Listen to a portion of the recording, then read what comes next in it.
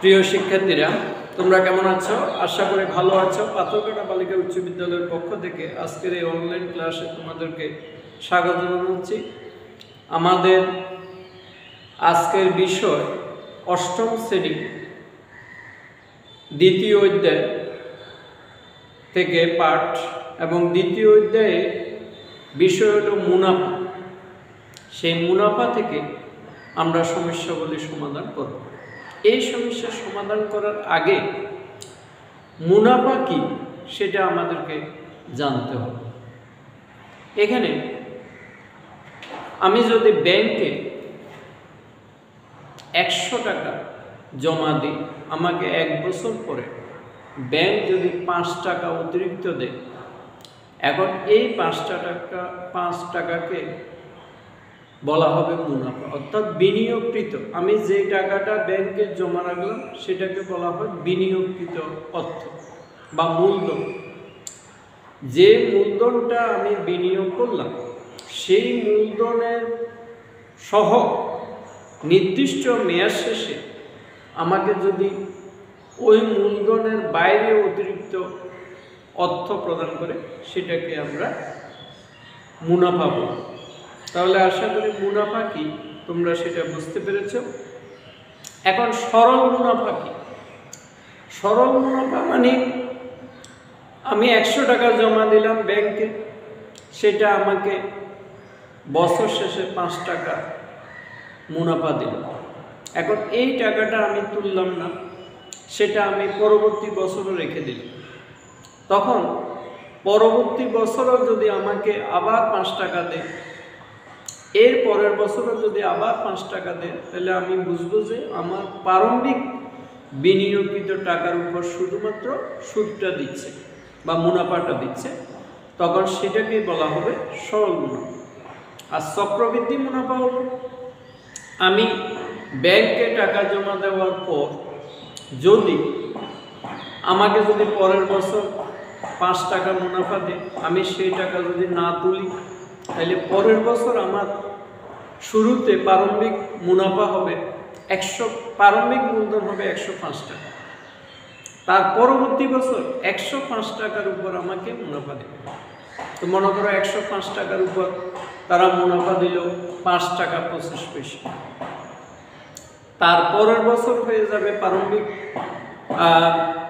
মূলধন 110 টাকা 25 পয়সা। তাহলে দেখা যাচ্ছে যে প্রতি বছর মূলধনটা যখন চেঞ্জ হইয়া তার সেই মোট মূলধনের উপর যখন মুনাফা প্রদান করে, তখন সেটাকে বলা হয় চক্রবৃদ্ধি মুনাফা। তাইলে আমরা কি সরল মুনাফা এবং চক্রবৃদ্ধি মুনাফা কি তা আমরা বুঝতে পারলাম।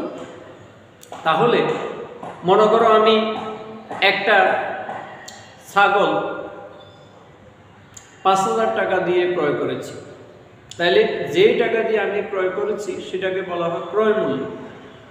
আর এটা আমি 5 দিন পর এটা আরেকটা বাজারে গিয়ে আমি 6000 টাকা বিক্রি করলাম, তাহলে কি হলো? যে 6000 টাকা আমি পেলাম সেটা হলো বিক্রয় মূল্য। তাহলে এখন বলো তো, ক্রয় মূল্য বেশি না বিক্রয় মূল্য বেশি? নিশ্চয়ই বিক্রয় মূল্য বেশি। তাহলে আমার কি লাভ হলো না ক্ষতি হলো? নিশ্চয় লাভ হয়েছে, কারণ আমার বিনিয়োগকৃত টাকা ছিল 5000 টাকা, অর্থাৎ আমি যে ক্রয় করেছিলাম সেই ক্রয় টাকাটা আমার নিজের পকেট থেকে দিয়েছিলাম, এবং বিক্রয়কৃত টাকাটা আমার নিজের পকেটে আবার ফিরে আসলো। তাহলে ক্রয়কৃত টাকা ছিল 5000, বিক্রয়কৃত টাকা হইল 6000, অর্থাৎ 5000 টাকা আমার পকেট থেকে গেল, আসলো 6000 টাকা। তাহলে নিশ্চয়ই আমাদের লাভ হয়েছে। তাহলে লাভ কিভাবে বার করব? বিক্রয় মূল্য থেকে ক্রয় মূল্য বিয়োগ, কারণ আমরা বিক্রয় মূল্য ছিল 6000 টাকা, ক্রয় মূল্য ছিল 5000 টাকা। তো সুতরাং লাভ সমান হবে 6000 বিয়োগ 5000 সমান কত? 1000 টাকা। তাইলে লাভ সমান আমরা লিখব ক্রয় মূল্য বিয়োগ লাভ সমান আমরা লিখব বিক্রয় মূল্য বিয়োগ ক্রয় মূল্য।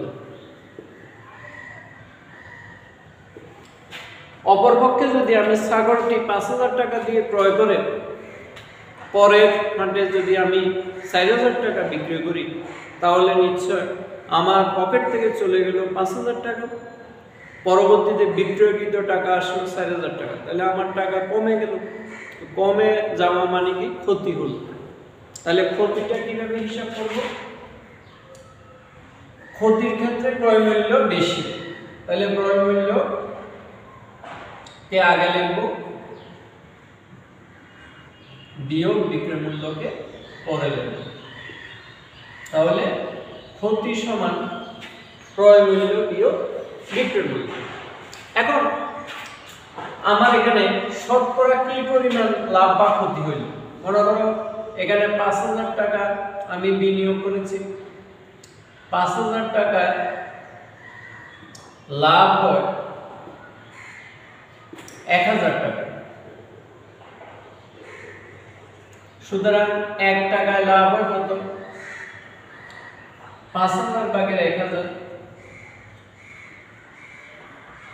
আর 100 টাকায় লাভ হয় 5000 ভাগের 1000 গুণ 100। তাহলে দেখা যাচ্ছে যে লাভের হার বের হচ্ছে কত?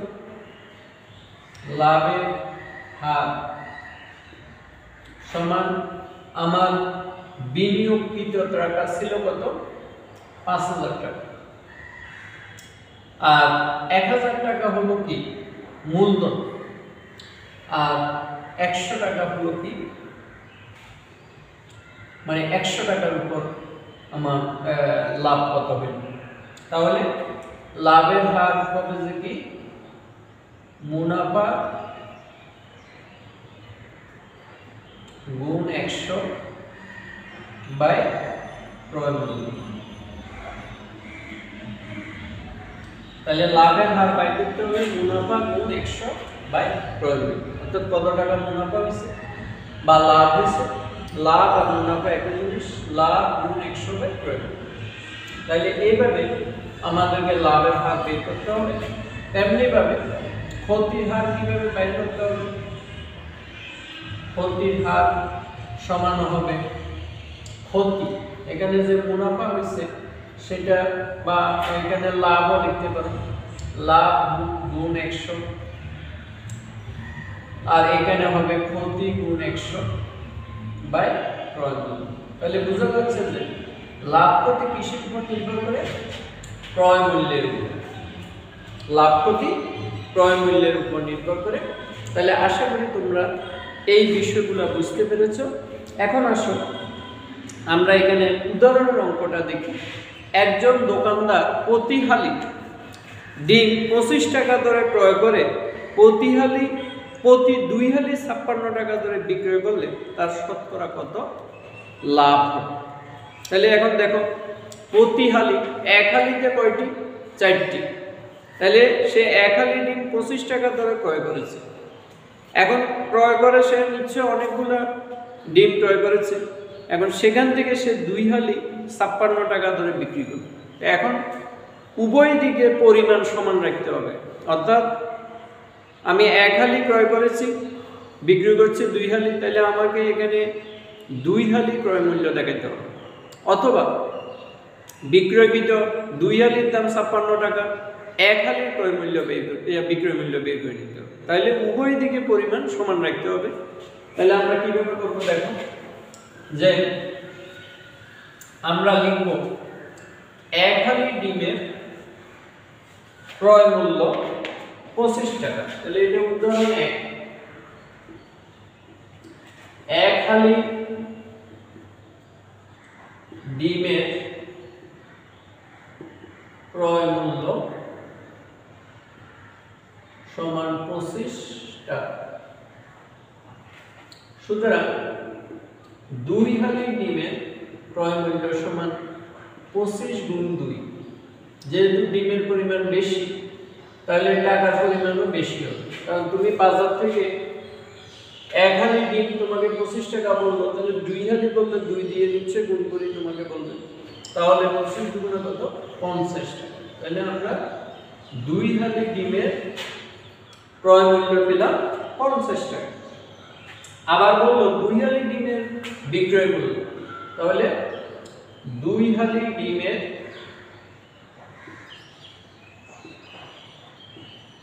বিক্রয় মূল্য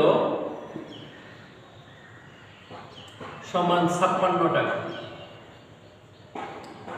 সুতরাং লাভ সমান কত হবে? 56 বিয়োগ 50 টাকা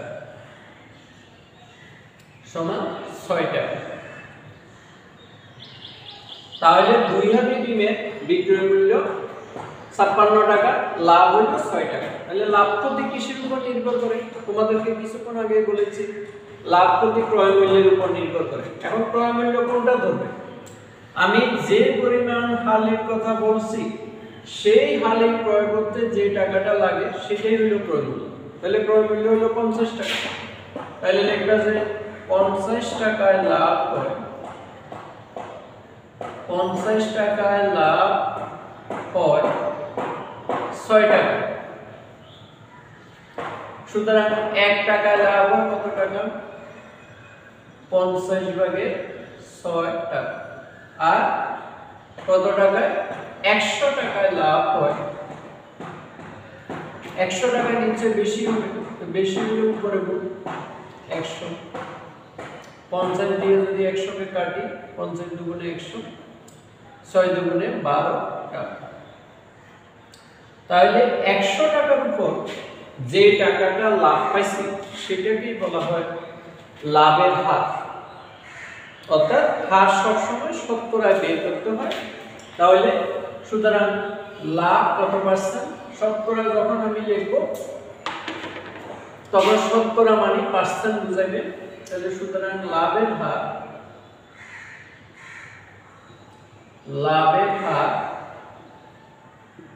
12%। তাহলে উত্তর হবে 12%। তাহলে প্রিয় শিক্ষার্থীরা, তোমরা আশা করি এটা বুঝতে পেরেছো। যে কোনো জিনিসের ক্রয় মূল্য বিক্রয় মূল্য বের করতে হলে ওই জিনিসের সঠিক পরিমাণ, একই নির্দিষ্ট পরিমাণ এর ক্রয় মূল্য থাকতে হবে, একই নির্দিষ্ট পরিমাণে বিক্রয় মূল্য থাকতে হবে। তারপর বিক্রয় মূল্য যদি বেশি হয় তাহলে লাভ হবে, আর বিক্রয় মূল্য যদি কম হয় তাহলে ক্ষতি হবে। এবং লাভ হোক আর ক্ষতি হোক যেটাই হোক সেটা নির্ভর করে ক্রয় মূল্যের উপর। এবং সেটাকে যদি শতকরায় যদি আমরা হিসাব করি তখন আমরা ক্রয় মূল্য কত ছিল তার উপর ওই লাভটা দেখাবো। মনে করো 50 টাকায় লাভ হয় 6 টাকা, যদি বলতো 50 টাকার উপর ক্ষতি হয়েছে 6 টাকা, তাহলে আমরা সেখানেও লিখতাম 50 টাকা ক্ষতি হয় 6 টাকা, একে কত আর 100 কত। অর্থাৎ সবসময় 100-তে রূপান্তর করবো, তখন লাভের হার বের হবে। আশা করি তোমরা লাভের হার এবং ক্ষতির হার কিভাবে বের করতে হবে তা বুঝতে পেরেছি।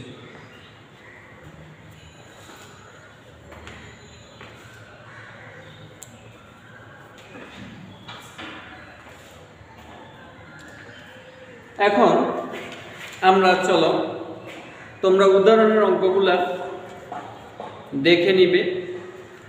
আমরা এখন অনুশীলনী থেকে একটা অঙ্ক করি।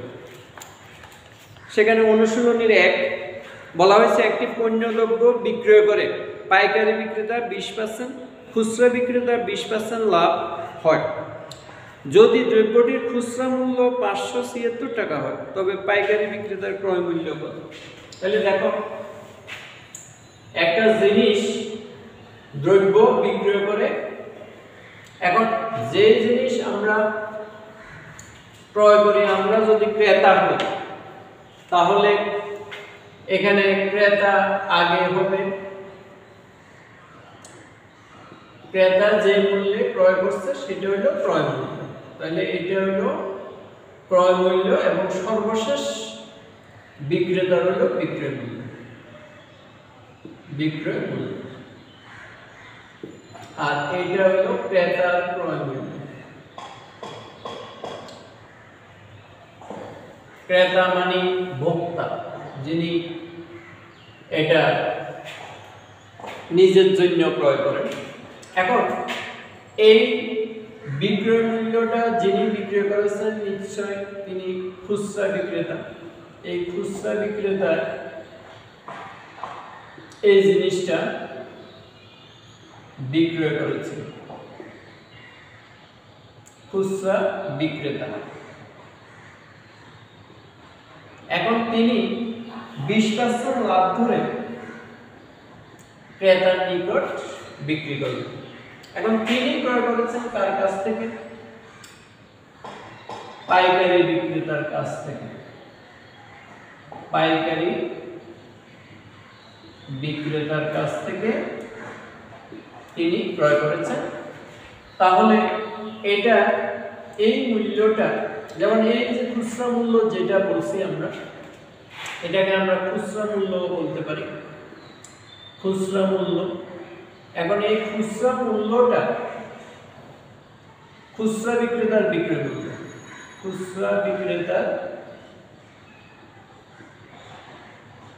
বিক্রয় মূল্য।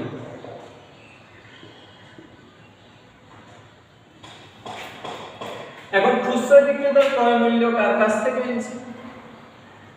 সে এই পাইকারি বিক্রেতার কাছ থেকে সে কত 20%, মানে পাইকারি বিক্রেতা এখানে 20% লাভ করেছে।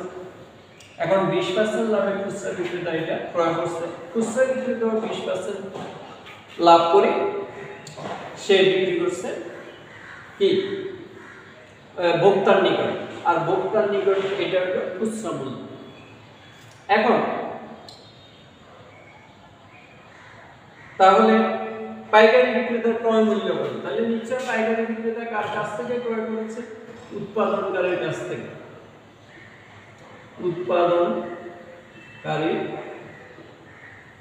উৎপাদনকারীও নিশ্চয় লাভ ধরে কি করেছে? বিক্রি করছে। এখন উৎপাদনকারী এখানে প্রশ্নের মধ্যে লেখা নেই, সেজন্য উৎপাদনকারী কত টাকা লাভ করছে সেটা আমার জানার বিষয় না।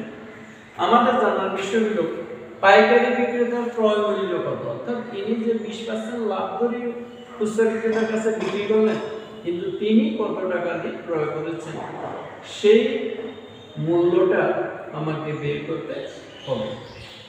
তাহলে মূল প্রবাহ সূত্রটা হলো এটা।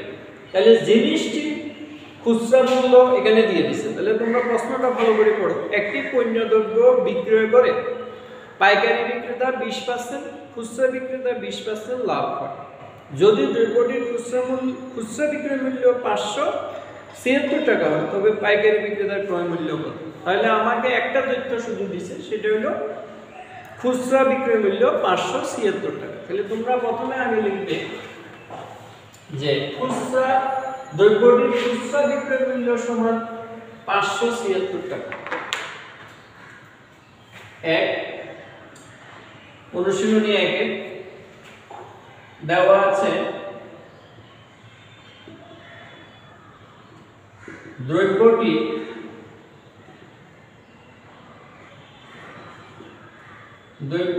খুচরা বিক্রয় মূল্য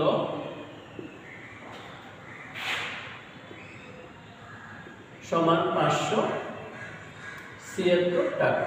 এখন তোমরা বলো এই 576 টাকা যে খুচরা বিক্রয় মূল্য বলছে, এটা আসলে কার বিক্রয় মূল্য? নিশ্চয় খুচরা বিক্রেতার বিক্রয় মূল্য। তো সুতরাং এখানে লিখবে অর্থাৎ খুচরা বিক্রেতার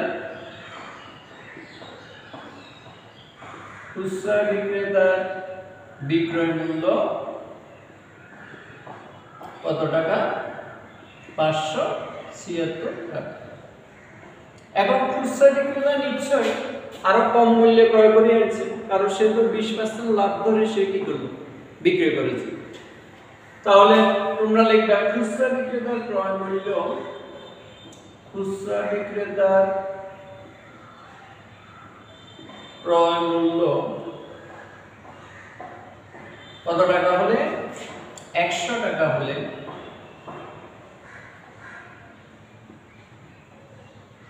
20% লাভে বিক্রয় মূল্য সমান 100 যোগ 20 টাকা সমান 120 টাকা। এখন খুচরা বিক্রেতার বিক্রয় মূল্য যদি 120 টাকা হয়, ক্রয় মূল্য 100 টাকা, তাহলে এখানে লিখবে খুচরা বিক্রেতার বিক্রয় মূল্য 120 টাকা হলে, আমরা বিক্রয় মূল্য কেন আগে লিখলাম, কারণ এখানে বিক্রয় মূল্য তথ্য দেওয়া আছে, সেজন্য যেটা তথ্য দেওয়া থাকবে সেটা বাম পাশে লিখতে হবে। খুচরা বিক্রেতার বিক্রয় মূল্য 120 টাকা হলে ক্রয় মূল্য কত টাকা, 100 টাকা, কারণ আমরা খুচরা বিক্রেতার ক্রয় মূল্য 100 বলছি। সুতরাং খুচরা বিক্রেতার বিক্রয় মূল্য 1 টাকা হলে ক্রয় মূল্য হবে নিচে কম মানে ভাগ 120 কে নিচে লিখবে, 100 কে উপরে লিখবে, কারণ এই পাশেরটা কখনো নিচে পড়ে না। সুতরাং খুচরা বিক্রেতার বিক্রয় মূল্য কত হবে, 576 টাকা হলে ক্রয় মূল্য হবে 120 ভাগের 100 গুণ 576। তাহলে এটাকে 100 কে যদি 20 দিয়ে ভাগ করে 5, এটাকে 20 দিয়ে ভাগ করলে 6, 6 দিয়ে যদি এটাকে কাটি 6 9 54, 8 টাকে 3 36, 6 6 36, তাহলে 5 এ 36 এ গুণ করলে 5 6 30, 5 9 45, 45 এ 3 এ 48, 480 টাকা। তাহলে এটা হলো খুচরা বিক্রেতার ক্রয় মূল্য। তাহলে সুতরাং খুচরা বিক্রেতার ক্রয় মূল্য, বিক্রেতার ক্রয় মূল্য সমান 480 টাকা। তাহলে তোমরা এই পর্যন্ত নিশ্চয়ই বুঝেছো।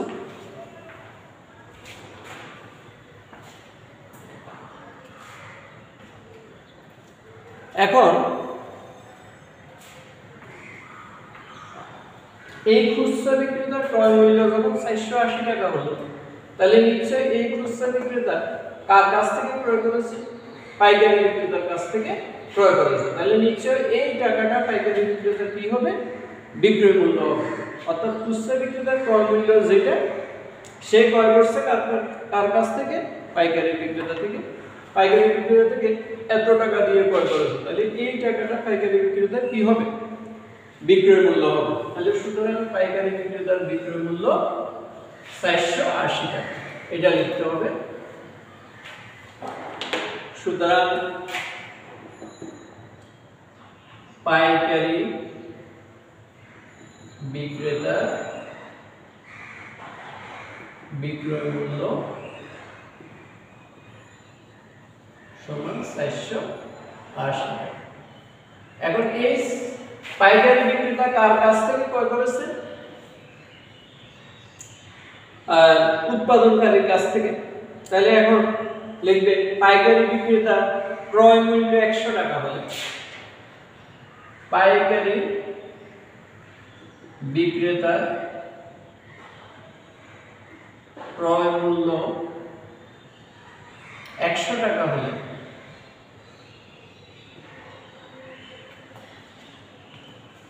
$20 লাভে বিক্রয় মূল্য কত হবে,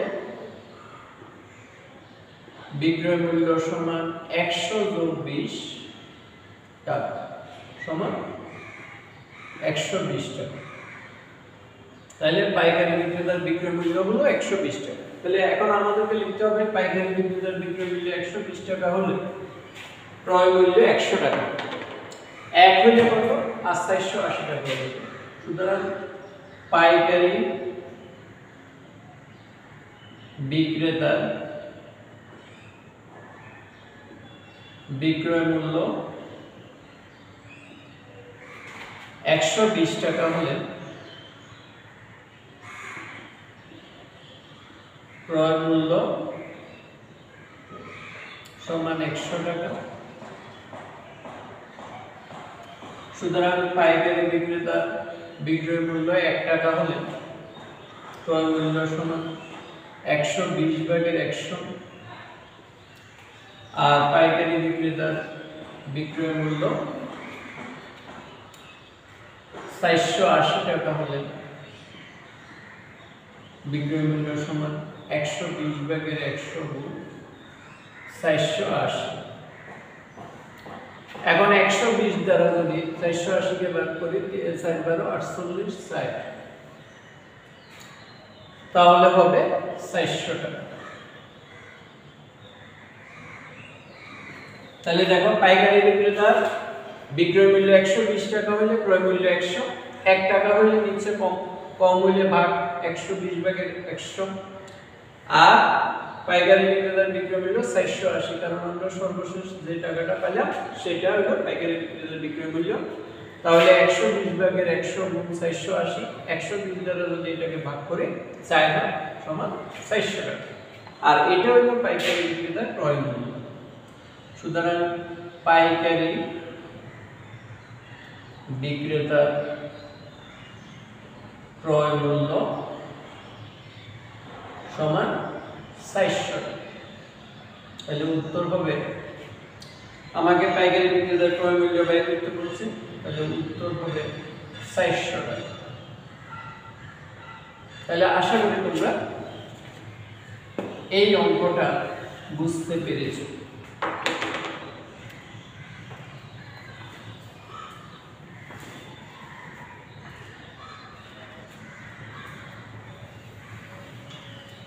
তাহলে প্রিয় শিক্ষার্থীরা, আমরা যে 1 নম্বর অঙ্কটা এবং উদাহরণ অঙ্কটা নিশ্চয়ই আমরা বুঝতে পেরেছি। এটাকে তোমরা বারবার ভিডিওটা টেনে বারবার দেখবে, আশা করি তোমরা পারবে। এবার আসো 2 নম্বর। একজন দোকানদার কিছু ডাল 2375 টাকায় বিক্রয় করায় তার 5% ক্ষতি হলো, এবং ওই ডাল কত টাকায় বিক্রি করলে তার 6% লাভ হবে। তাহলে প্রথমে তোমাকে আগে সেটা ক্রয় মূল্য বের করে নিতে হবে। তো ক্রয় মূল্য কিভাবে বের করবে? তোমরা আগে লিখবে ডালের ক্রয় মূল্য 100 টাকা হলে 5% ক্ষতিতে বিক্রয় মূল্য। তাহলে ক্ষতি হলে কি হবে বলো তো দেখি? ক্ষতি হলে নিশ্চয় বিয়োগ হবে। তো কত থেকে কত বিয়োগ? 100 থেকে, অর্থাৎ আমি যে ক্রয় মূল্য 100 ধরেছি সে 100 থেকে যত টাকা ক্ষতি হইল সেটা বিয়োগ করব। তাহলে 100 - 5 টাকা সমান কত? 95 টাকা। তা আমরা লিখব বিক্রয় মূল্য 95 টাকা হইলে ক্রয় মূল্য 100 টাকা, 1 হইলে কত, আর 2375 টাকা হইলে কত? তখন ক্রয় মূল্যটা একটু বেশি হবে। মনে করো ক্রয় মূল্য 2400 টাকা বা যাই হইল, তাহলে সেই ক্রয় মূল্যের উপর 6% লাভ ধরে আবার বিক্রি করবে। তাহলে আবার লিখবা ক্রয় মূল্য 100 টাকা হলে 6% লাভে বিক্রয় মূল্য 100 যোগ 6 সমান 106 টাকা। তাহলে এখন লিখবা ক্রয় মূল্য 100 টাকা হলে বিক্রয় মূল্য 106 টাকা, 1 হইলে কত, আর এখন যে ক্রয় মূল্যটা আমরা পেলাম 2400 বা সামথিং, সেটা হলো কত? তখন তোমার বিক্রয় মূল্য 6% লাভে কত টাকা বিক্রয় হবে সেটা বের হবে। আশা করি সেটা তোমরা করতে পারবে। এটা বাড়ির কাজ রইল। এখন 3 নম্বরে আসো।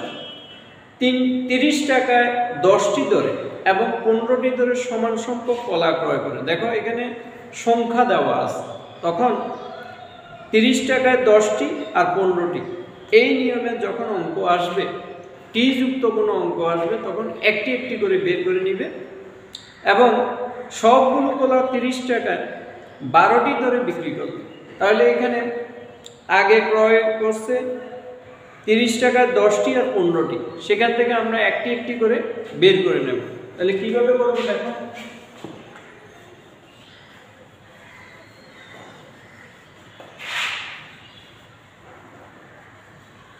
আমরা লিখব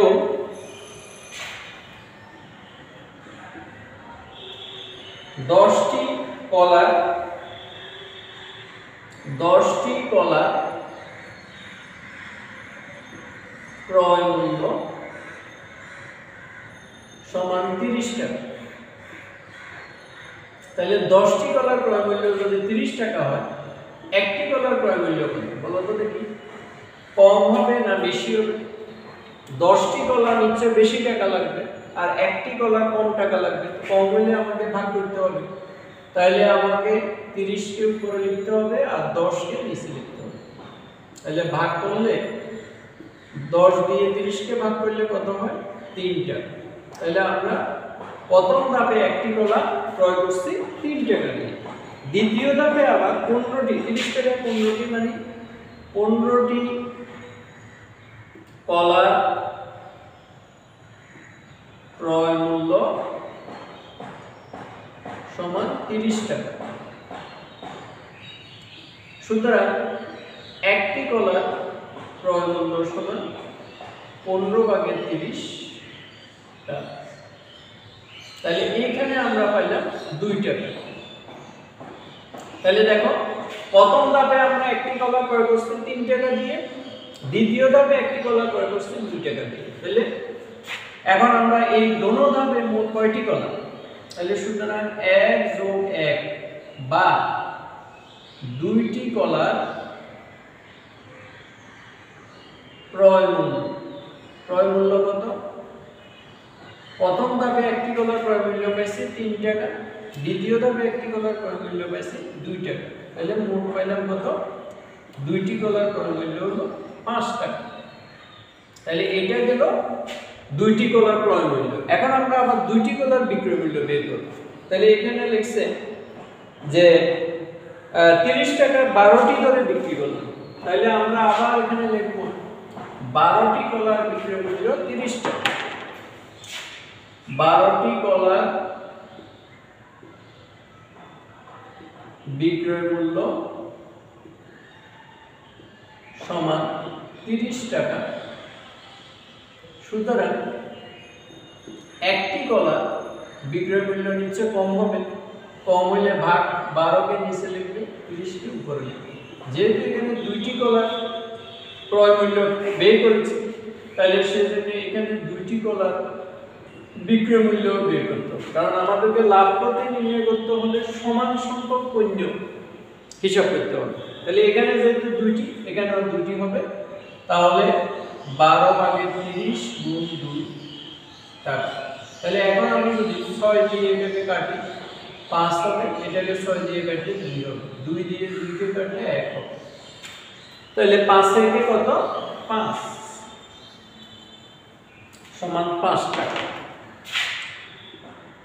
তাহলে দেখো প্রিয় শিক্ষার্থীরা, যে এখানে 2টি কলা ক্রয় করতে আমার 5 টাকা লেগেছে, আবার 2টি কলা বিক্রি করতেও 5 টাকা পেয়েছি। তাহলে আমার পকেট থেকে 5 টাকা চলে গেল ক্রয় করার সময়, আবার বিক্রি করে 5 টাকা ঢুকে গেল। তাহলে আমার কি লাভ হয়েছে না ক্ষতি হয়েছে? নিশ্চয় লাভও হয়নি, ক্ষতি হয়নি, কারণ আমার যে টাকা দিয়ে ক্রয় করছে সেই টাকা দিয়ে আমি বিক্রি করলাম। তাহলে এটাকে লাভ ক্ষতি কিছুই হয়নি। তাহলে এখানে লিখতে হবে যেহেতু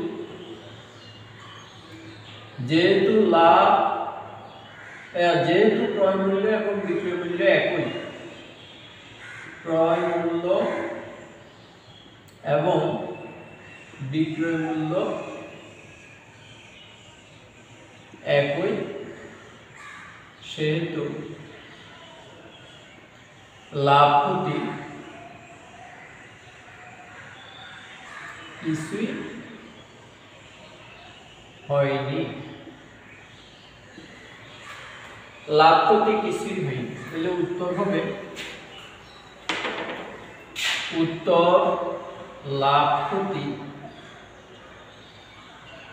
কিছুই হয়নি। তাহলে প্রিয় শিক্ষার্থীরা, তোমরা আশা করি এই অঙ্কটা বুঝতে পেরেছ।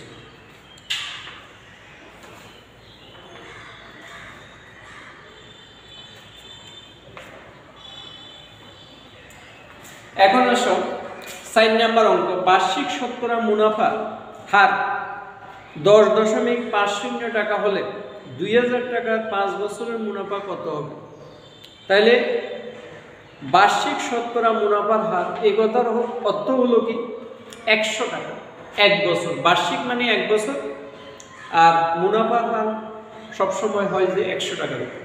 এবং যেহেতু শতকরা বলে দিছে, শতকরা মানে 100, তাহলে বার্ষিক মুনাফার হার 10.50, এই কথার অর্থ হলো 100 টাকার 1 বছরের মুনাফা 10.50 টাকা।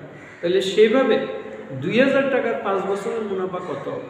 তাহলে আমাদেরকে এভাবে বের করতে হবে।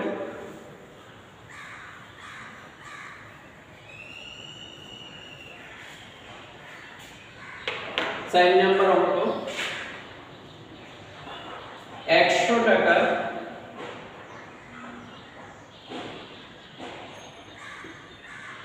1 বছরের মুনাফা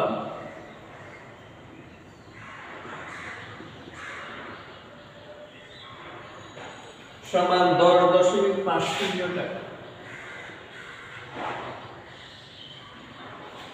সুতরাং 1 টাকার 1 বছরের মুনাফা হবে 100 ভাগে 10.50 টাকা। আর 2000 টাকার 5 বছরের মুনাফা হবে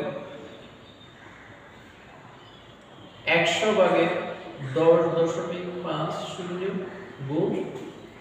এখন দেখো 1 টাকা হইলে অবশ্যই মুনাফা কম হবে, কারণ আমি 100 টাকা বিনিয়োগ করলে যে টাকাটা আমি মুনাফা পাবো, 1 টাকা বিনিয়োগ করলে মুনাফা নিশ্চয়ই কম হবে, তো কম হইলে ভাগ করতে হবে। আবার 2000 টাকা যখন আমি বিনিয়োগ করব, তাহলে নিশ্চয়ই সেখানে মুনাফা বেশি হবে, তো বেশি হলে গুণ করতে হবে। আবার আগে 1 বছরের মুনাফা যা পাইতাম, এখন 5 বছরের মুনাফা নিচ্ছে, সেটাও বেশি হবে, কারণ 1 বছরে বিনিয়োগ করলে যে টাকাটা আমাকে ব্যাংকে সুদ দিবে, 5 বছর পর্যন্ত বিনিয়োগ করলে তার থেকে বেশি 5 গুণ দিবে, তাহলে সেই জন্য সেটাও বেশি। আগে তোমাকে চিন্তা করতে হবে এটা কি বেশি হবে না কম হবে, চিন্তা করার পর তারপরে বেশি হলে উপরে গুণ করবে, কম হলে নিচে গুণ করবে। এখন দেখো এই দশমিকটাকে যদি আমি তুলে দিই, তাহলে এই দশমিকের জন্য 1 লিখতে হবে, আর দশমিকের পরবর্তীতে যে দুইটা সংখ্যা আছে তার জন্য দুইটা শূন্য দিতে হবে, তাহলে আমাদের দশমিকটা উঠে গেল। এরপরে আমরা 100 দ্বারা এটাকে কাটবো। 100 দ্বারা যদি 2000 কে ভাগ করি তাহলে 20 হয়, কাটাকাটি মানে ভাগ করা। আর 5 দিয়ে যদি 100 কে আমি ভাগ করি 20 হবে। এখন এই 20 দিয়ে 20 এর যদি ভাগ করি 20 এ 20, তাহলে আমার হয়ে যাবে যে কি কত টাকা? 1050, আর এটি গুণ করলে 1050 টাকা। তাহলে 100 টাকা 1 বছরের মুনাফা যত হলো 2000 টাকা, 5 বছরের মুনাফা হলো 1050 টাকা। তাহলে সুতরাং নির্ণেয় মুনাফা সমান 1050 টাকা। তাহলে উত্তর হবে 1050 টাকা। তাহলে তোমরা আশা করি এটা বুঝতে পেরেছ।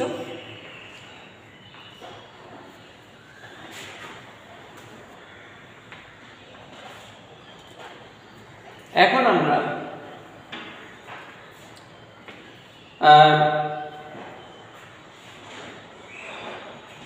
5 নাম্বার অঙ্কটা বাড়ির কাজ থাকবে। বার্ষিক মুনাফা শতকরা 10 টাকা থেকে কমে 8 টাকা হলে 3000 টাকা 3 বছরের মুনাফা কত কম হবে? আচ্ছা, এটা এখানে করে দিচ্ছি। বার্ষিক মুনাফা শতকরা 10 টাকা থেকে কমে 8 টাকা হলে 3000 টাকা 3 বছরের মুনাফা কত হবে? তাহলে এখানে তোমরা লিখবে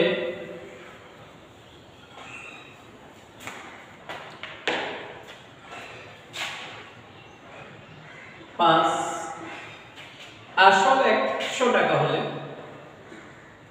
আসল 100 টাকা, কারণ 100 টাকার উপর কমছে বলছে। বার্ষিক মুনাফা শতকরা যেহেতু বলছে 100, তাইলে আসল 100 টাকা হলে 1 বছরে সুদ কমে, আগে ছিল 10 টাকা, এখন হলো 8 টাকা, তাহলে কত কমলো? সমান 2 টাকা। তাহলে 100 টাকার উপর 1 বছরের সুদ কমে 2 টাকা। তাহলে এইভাবে যদি কমে তাহলে 3000 টাকা 3 বছরের মুনাফা কত কম হবে? এখানে সুদ না লিখে মুনাফা লিখবে। মুনাফা, তাহলে 100 টাকার উপর মুনাফা কমে 2 টাকা 1 বছরে।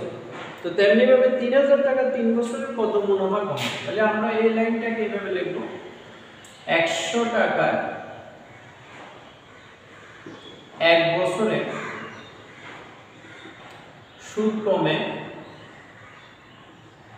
2 টাকা। সুতরাং 1 টাকায় 1 বছরের সুদ কমে 100 ভাগে 2 টাকা। আর কত টাকা? আর হলো 3000 টাকা। 3000 টাকা 3 বছরে, 3 বছরের সুদ কমে। তাহলে দেখো 1 টাকায় কম, আর 3000 টাকা যেহেতু বেশি, তাহলে সুদও বেশি কমবে। তাহলে বেশি হলে উপরে গুণ করতে হবে। 1 বছরে যত কমবে 3 বছরের নিচে তার থেকে আরো 3 গুণ কমবে। তাহলে সেটাও নিচে লিখতে, উপরে লিখতে হবে। অর্থাৎ বেশি হলে উপরে লিখতে হবে, কম হলে নিচে লিখতে হবে। তাহলে 100 টাকা যদি এটাকে কাটি তাহলে কত হবে? 30। তাহলে 3 30 90, 90 দুগুণা 180। তাহলে সুতরাং 180 টাকা কমবে, 180 টাকা কমবে। তাহলে উত্তর হবে 180 টাকা। তাহলে প্রিয় শিক্ষার্থীরা, আশা করি আজকের এই সমস্যাগুলি সমাধানে তোমরা বুঝতে পেরেছ। তোমরা বাসায় এই ভিডিওটা বারবার টেনে টেনে দেখবে, এবং যদি কোনো প্রশ্ন থাকে তোমরা কমেন্টসে জানাবে। এই ভিডিও নিচে কমেন্টস বক্সে তোমরা লিখে জানাইবে যে আমরা এই বিষয়গুলা সম্বন্ধে বুঝিনি। তাহলে আমরা পরবর্তী ক্লাসে ওই বিষয়গুলো আরও ভালোভাবে বুঝিয়ে দেওয়ার চেষ্টা করব। আজকে এই পর্যন্ত। সবাই সুস্থ থাকো, ভালো থাকো, নিরাপদে থাকো, এই আশাবাদ ব্যক্ত করে আজকের ক্লাস এখানেই সমাপ্তি ঘোষণা করেছি।